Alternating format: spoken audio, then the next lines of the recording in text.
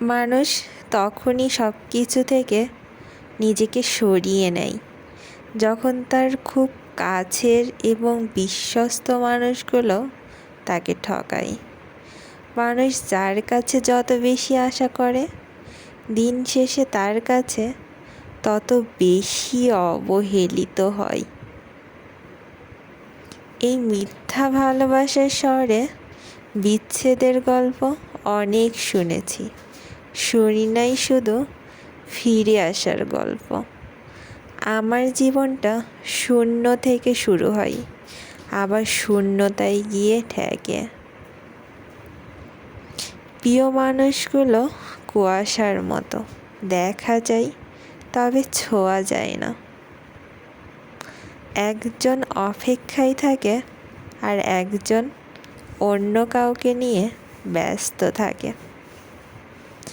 এক জীবনে সবাই তো আর সব কিছু পায় না।